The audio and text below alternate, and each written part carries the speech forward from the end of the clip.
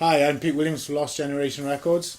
I'm sat here today with Manumit and Skullfunk from Manumit for the special edition DVD interview. First of all, Manumit's history so far is as a solo artist or a live band is well documented, but for any new fans out there who have recently discovered you, tell us how it all began.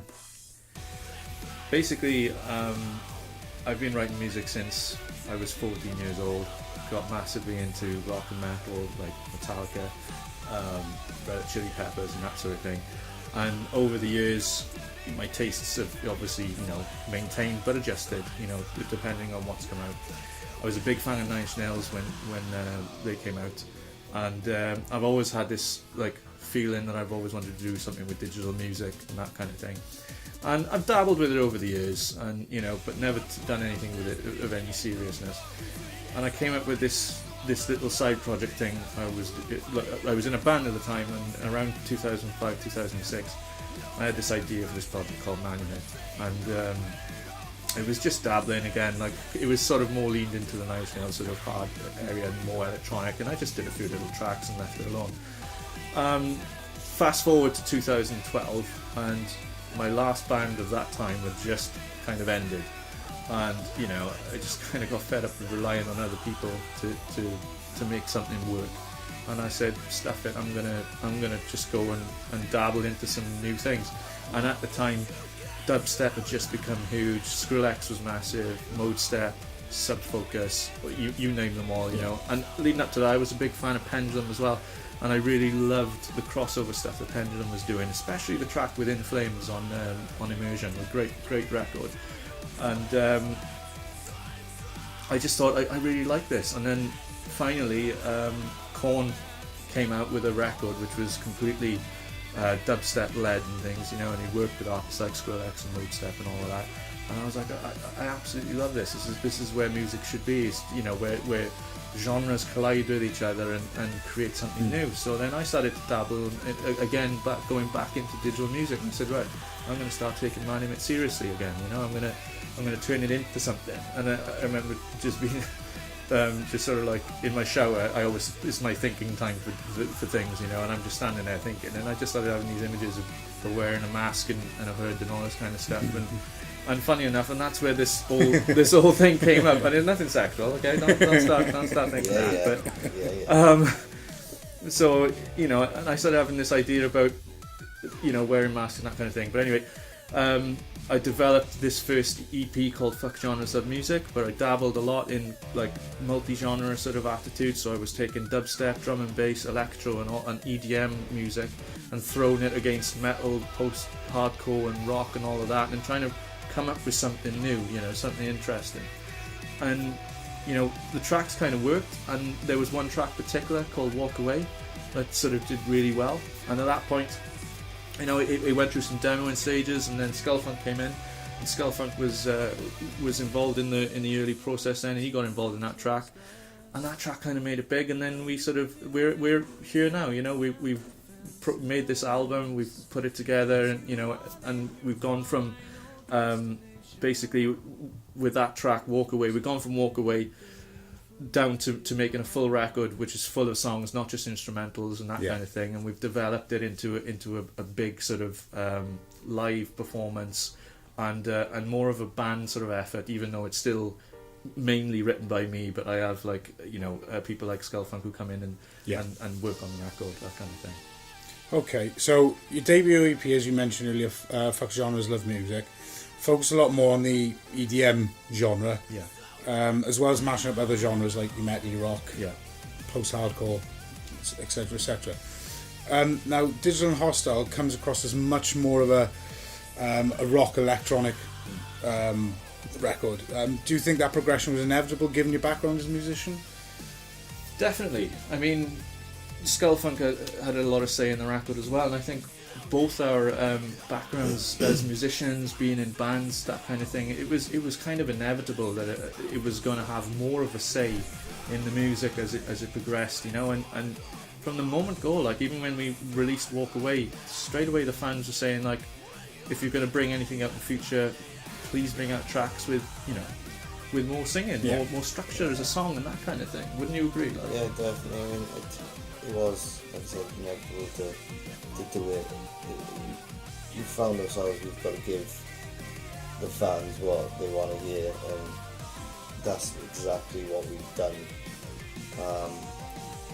From sort of the word go, really, after Walk Away, it was like, we need to do more of this, and obviously Manumit had been producing more tracks and putting like his vocals on bits, and then he'd sort of send the track over to me and I had some ideas, and we'd discuss about the track, and then from there on it was just like, this is how it's going to be structured, this is how it's going to work, and then it's literally worked since, you know. And I suppose it's just because it throws a different dynamic on it, rather than just having the electronic music and the melodic vocal, so to speak, then in the background. You've added then the harder edge, more screamy then element of it, and so it sort of adds a different dynamic to the track and makes it flow more interestingly then.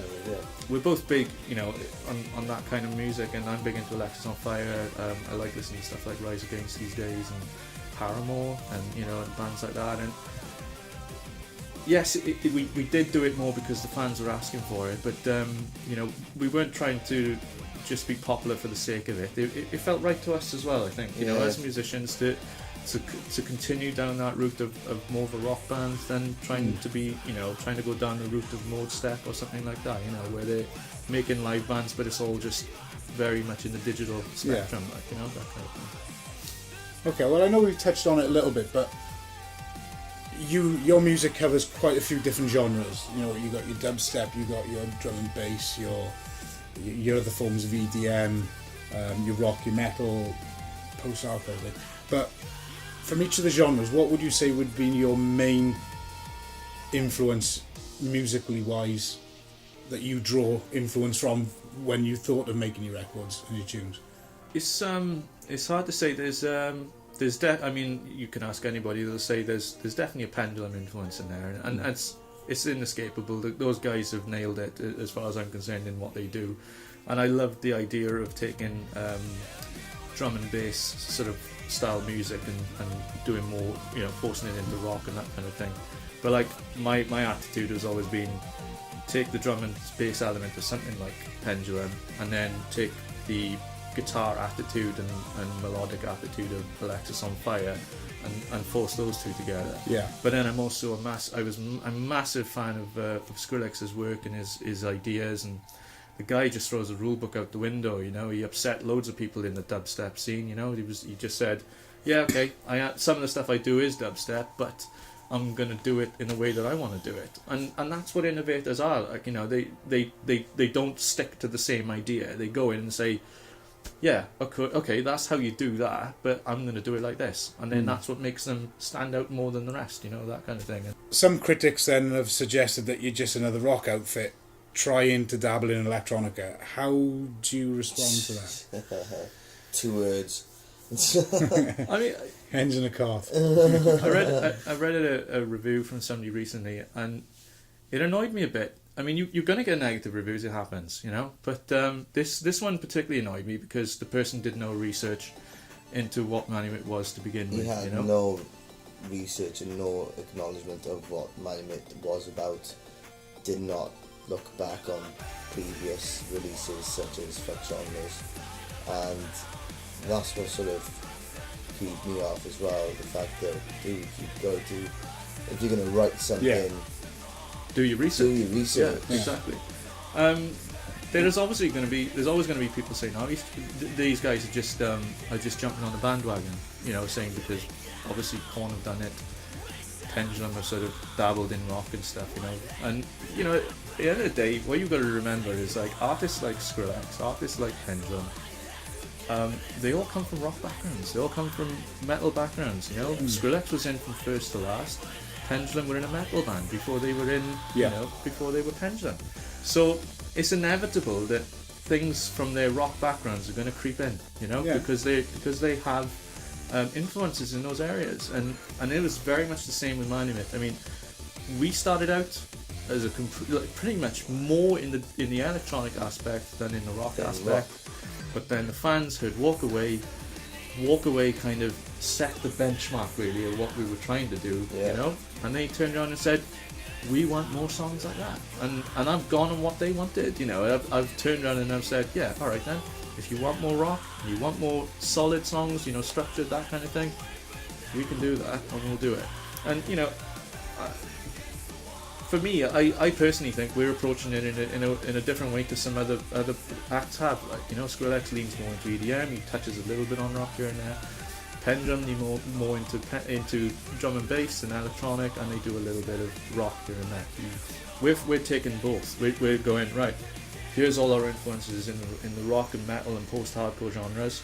Here's all our influences in the EDM genres. Bang, put them together and run full steam ahead. Like, do you know what I mean? So we don't have live drums on the album. We have all digital drums, you know, with samples and stuff like that. And then we bring in tearing guitars and stuff, and all the synths and everything. That's another thing. It was suggested that we use samples on the album, like sampled synth sound and stuff like that. Nope. We write all the synths from scratch. I write all the synths from scratch. I design them from, you know, each LFO and everything like that. I do all of it from scratch, and I automate them all and all that kind of stuff. So the suggestion that we use samples is bullshit. Yeah. So, it's as if that. Again, that same with a rock outfit, yeah, live possibly, but we've still got the elements there live of all the EDM and everything. Yeah. So live, yeah, I would happily say live is a rock outfit. Yeah, because you've got the live musicians, like you've got your live drumming, exactly. you've got your Live guitars, drums, and so yeah, everything we've else. got it, but not from the start with a rock outfit. No, definitely not. And like Manumit was saying, the fact we've taken a bit of metal here, a pinch of dubstep and a pinch of drum and bass here, mixed it in a big bowl, and you've got like a big musical cake, like, you know, that's how I describe it, you know. Exactly. So we've mixed it all up and we've thrown it out there, and people want it and they want more. So we're still perfecting the recipe. It's a process for any band, you know, or any outfit, that kind of thing. Manumit's only really been a band for about 2 years then. So you've managed though to have some pretty big things happen for you in the scheme of things, you know, considering how small an outfit you still technically are. Yeah. What would you say your personal highlight so far then? I think we can both agree on this one. For years you try as an artist to make an impact. You do whatever you can to get noticed in any kind of way by the industry and that kind of thing. And I think the biggest moment for both of us was when Skullfunk sent Walk Away, the video, to Scuzz TV, and got in touch with Alex Heron, who's the sort of controller of the station, and he decides what goes on. And he heard it, loved it, and the people in the office liked it, and then said, yeah, we're going to put it on TV for you. So, you know, I was in bed at the time, and I had this barrage of calls coming in. I was like, what the hell is going on? You know, and there was Skullfunk on the phone, and I answered, and he said, man, we're going to be on Scuzz TV. And, you know, and to any bigger artists, they'd be like, well, that's not really that much of a big deal, but it is for somebody that's never been in that sort of situation. Going from set up, literally just put one song out, and suddenly, you know, that you're getting this kind of recognition. And I remember sitting here on the day, I told loads of people that it was going to be on. I said it's going to be on the show called Top 10 Fresh New Videos on Scuzz TV. I flicked it on. Number 10 comes on. Number 10 is Biffy Clyro. And I'm sitting there and I'm like, was it Black Chandelier? I think so, yeah. I was like, I don't think we're on this show. You know, Biffy Clyro is the first band and they're in at number 10. Yeah. And you're going to go in. Biffy Clyro's huge. Biffy Clyro gets played on Radio 1 and everywhere and blah blah blah and play massive shows. You know, there's no chance that we can be on the same top 10 as this. Like, the numbers go down. Number 6, number 5 comes on. What if My Valentine comes on? And it's like, again, you kind of go in, you really can't be on this show, you know? Becoming a bit surreal there. Limp Bizkit comes on. Deftones comes on. And you're just kind of like, yeah, we really got this wrong, you know? It's the wrong day. Maybe they've decided not to put us on. Number 2 comes on. Walk Away. And it was literally just a moment of like, wow, you know? To be regarded that far up in a top 10 of that many artists. And that calibre of artists. Yeah, exactly, that have really gone out there and done all the things that they've done, you know, put in with those guys. It's because of that belief from that one channel that's opened so many doors for us, you know, in what we're doing now. We, you know, as we record this, we're about to be on the cover CD of Metal Hammer on the next issue, which is huge. You know, there's It's a bigger achievement for any small town band yeah, that you know, to even be not the world knows. I mean, Manumit's been tweeted by Amit Sharma, the features editor. That's big news. You know, the guy likes it that much that he wants to tweet and say something about it. You know, and that makes me feel good. So you know, there's a lot of things we've achieved so far.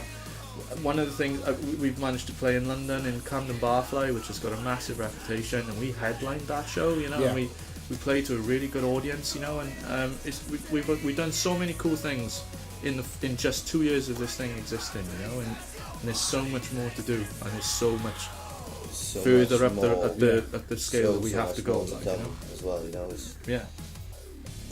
This is just a big leap now, and we are starting to land on our feet, which we're becoming very comfortable with, and hopefully a lot more comfortable with. And I mean, the sooner this all, by the time maybe this DVD goes out, something else will have happened, you know. Yeah. So we just don't know where it's going at the moment, but obviously everything that we've had sent out or whatever has always come back as a positive, and we're just building more and more on those positives, and it just looks like we're coming to the end of the tunnel of light, and it's gonna just explode at some point now, between filming this DVD and the future, you know. So yeah, there's a lot of debate and curiosity about your masks and how you present yourselves as a band.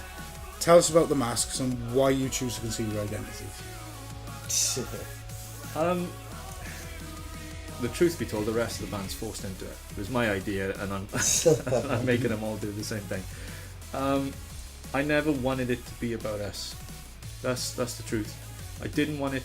I see so many bands through all the the music industry, from pop to rap to whatever, and you have all these people, like, I'm not going to name anyone particular, but I'm sure you can think in the top of your head. There's loads of acts and stuff that just are awful people, or dreadful people for different reasons, and they just come across, and they're bad role models for kids and that kind of thing. And the idea I have always had is I don't want people to dwell on me as a person behind this mask, or the person behind that mask, Skullfunk's mask. Yeah. I wanted it to be about the music. I didn't want it to be image driven, even though in some ways you could say the masks are the part of the image. It is the image, Yeah. I'd rather they focus on this than the person that's behind the mask and that kind of thing. I haven't got anything to hide. I would happily go out and say it's me, etc. when people ask and that kind of thing. But it's not about that. It's not about me personally. It's not about him personally. It's not about any of us personally. It's about us getting on stage and doing something, and rather than it be about who we are as individuals, it's about what we do.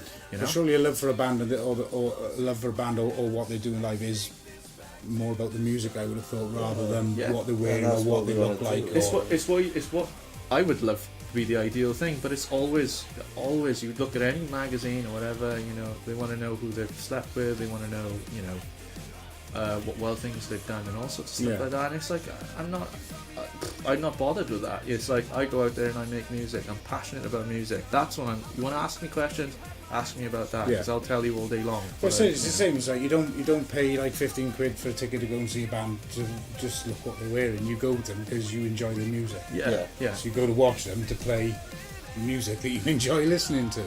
Yeah. And I've used it before in an interview, and this is the second reference I'm going to use in this DVD to comic popular culture. In The Dark Knight,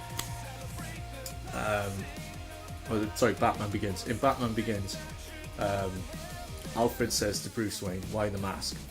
And he says, "As a man, I can be corrupted. As a man, I can be killed." But he said, with the mask, he said, I can be incorruptible. As a symbol, he says, I can be incorruptible, I can be everlasting. And I kind of took that and I thought, I understand what he means. Like, I get where he's coming from. It's not about him. It's about, it's about something else. Yeah. And that's kind of what we're trying to say. What he stands for as opposed to who he is. And, just, I don't want to dwell on this too much, but I always think back to Slipknot. Slipknot wore the masks, and everybody loved it. Everybody loved them for the masks and the whole identity and the fact that they all had numbers and all this kind of stuff and all these kind of individual personas with these. But now everybody knows what they look like. Exactly. The moment Corey Taylor took his mask off, there was a massive deflation because this guy comes out, he's got long ginger hair and a beard, and everybody's like, "Is that really the guy that sings for Slipknot?" You know? And now he looks completely different. But at the time, it was a bit like, really? Do you know? And it kind of, I've definitely got a feeling that people like deflated somewhat, you know, when they saw that this is the guy. It's just the air of mystery goes out of it, like, you know. Exactly. Everyone spent years and years and years trying to figure out who was behind the mask. Yeah. And when people figured it out, it's just a case of, oh, that air of mystery's gone now. Yeah. It's like when Kiss stopped wearing face paint. Everybody's worst thing they ever did. Nobody cares anymore. You know? So yeah. Okay. So all your records so far have been released independently, and now Digital Hostile is going to be released through your own record label, Lost Generation Records. How important is the DIY ethic to you? Massively important. And if we can pull it off as well as we've been pulling off the music, I'll be very happy. I'll be a very happy guy. And I think at the moment I've got belief in our music, and that'll be the label. It's like the new baby. Like, we gotta look after this one as well. You know, the music, the industry has changed massively. I mean, long gone are the days where you could release one song, everybody loves it, and goes, "We'll give you a 6-album deal" or something like that. It doesn't happen anymore. And what's happening these days is there's £1 million to go spend on recording. What's happening these days? Labels are going, "No, we want to see a story first. We want to see what you're all about. We want to see that you've done loads of things." So effectively, we have to go out and record, let's say, 3 records of our own, do all our own work, do all the work to build the fan base, do all the work to make the videos, do all the work to do the PR and everything else, and still get before a label even sniffs at you. Okay. And it's all because they don't want to spend money up front, they don't want to be in loss, and and they only want to put money into something they know is a safe bet, say Coldplay or something like that. Do you know what I mean? And it frustrates the hell out of me. It's like, because there's so many great acts out there that struggle day by day to work a job and go on tour to all parts of the world to try and make it as a musician, and not get anywhere with it, and not get any recognition for it. And that frustrates the hell out of me. But what was most important to me with deciding to do it on our own imprint, our own label, was that we retain 100% of all the costs of what we do. If we'd done it with a label, a big label for instance, we would owe them money, because they would say, "Here's, I don't know, let's make up a figure, here's £200,000 to go and do your records. That pays for your music videos, that pays for your recording time in the studio, mastering, and then all the publicity, getting in the magazines, paying PR companies, all that kind of stuff." So basically, you owe £200,000 worth of money to these organisations, and then so you have to sell however many records it would cost, however many units, in order to make back that money. And then you still probably wouldn't make that back if you're not that high profile, if you're not Coldplay, or if you're not Bastions or someone like that. Do you know what I mean? And that's just annoying. It's like, well, that's why more bands these days are going out and paying companies themselves and saying, "Okay, here's some money, please put it on all the digital stores for me. Here's some money, let's go and make some discs of our own and sell them at our shows," and that kind of thing. Because then it's their own effort. They're the ones who are then retaining all the costs themselves. Yes, they have to put money in first, but then they're the ones that are 100% making it all back as well, except for small charges to whatever. So I suppose it's good though, because you get a bit more of a control of what goes on, and you're not being forced into time frames of this next record's got to be done by then, and that's got to be done by then. You can afford to take a bit more time to we've got our own really purify what you want. Control when we can set things out, and it's a lot more relaxing than being on demand, saying you have to put it out now. You have to do a tour that's going to be lasting this long, and it's got to be then. And but the way we work, we're quick. We get stuff done. I don't like to waste time. If I've done this record, I'm already thinking about the next one. I haven't properly started writing it, but I am thinking about it already. Yeah. Not being on a label as such, a big label, a corporate label, means we have the freedom to write what we want, to do what we want, you know, and not be bound by being forced into a particular like route of writing music. And like you said, we don't have to adhere to timescales. We can write when we want, what we want, and the only people we have to answer to are the fans. If the fans want us to do something, we listen to them and we say, We'll do it. We'll do what you want, because they are the investors as far as I'm concerned, not the label. Do you know what I mean? They're the people that we should be working for, not for anybody else. So there's always a lot of buzz around your live performances then. Why do you think that is? What is it about your live performances that creates such... Lots and lots and lots of energy, and ended up pretty much dying after the set. I think when people first saw what we were trying to do live, and like, you've got to remember, this started as just me doing some digital tracks, you know, making a few little tracks, toying with some ideas. And the first thing I ever did was a showcase where I got up on stage and I just DJ'd a few of my tracks. And I've said this in loads of interviews, I hated it. I absolutely hated it. I thought it was an absolute cop-out. Even though I'd written the tracks, just pressing a few buttons and crossfading and, you know, and just beat match and that kind of thing, it was just like, nah, it's not about this. It's not about this. I want to give people something they remember, you know? Not some guy standing in front of a laptop, but guys on the stage tearing it up. Like, you know, the first time I went to download, of all the bands I saw that day, Funeral for a Friend were playing, Rise to Remain were playing, Down were playing. Of all the performances I saw that day, the one that stood out for me the most was Twisted Sister, you know? And you wouldn't expect it, but they had the most amazing stage presence I've ever seen. They got everybody involved in it, and even me, and I wasn't even a fan of their music, but they just hook, line and sinker pulled me in, you know? And from that moment on, I said, you know what, that's the kind of show I want to put on, you know? So when it came to this, it grew into a live band. We had a live drummer, we had live guitarists, including myself, and then we had a live MC guy who now is also the vocalist, working on the tracks, and he'll say just as much as I'm going to say. We bring the A game when we come to play. Bring the A game. There's no point turning up. It's all about, you know, show. Your records are as good as you can't phone in a live performance. No, you can't. Not at all. The records go to a certain level, but it's when you see somebody in the real atmosphere. It doesn't matter if there is 5 people there, 100, 500, you name it. Always get the A game. Always put on a performance.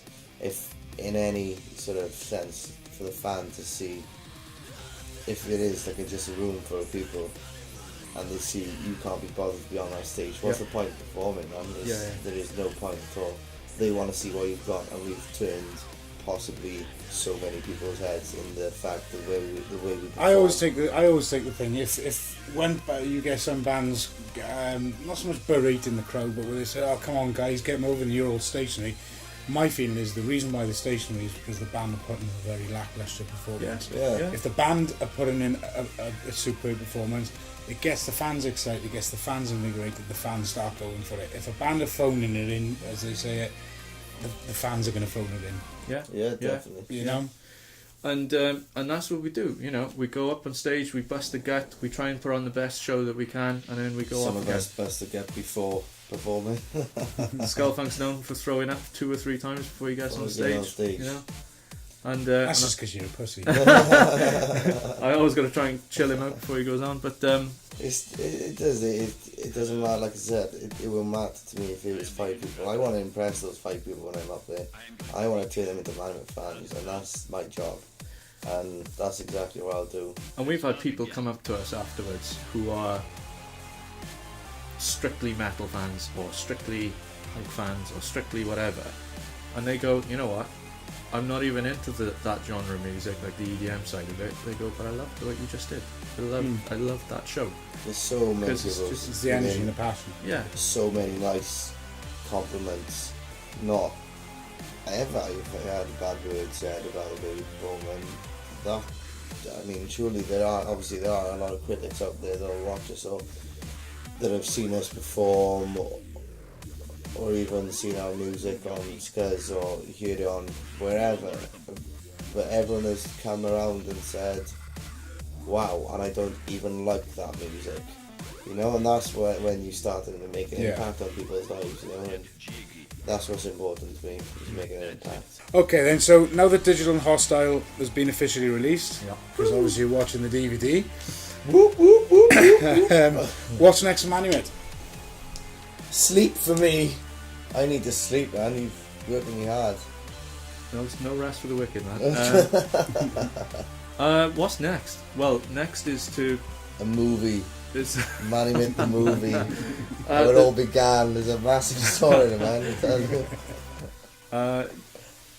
The next thing for Manumit mainly is probably just really pushing as hard as we can to make this record have the impact that I feel it deserves. You know, we've put a lot of effort into it, into the makeup of it. You know, we put a lot of effort into this deluxe edition and everything.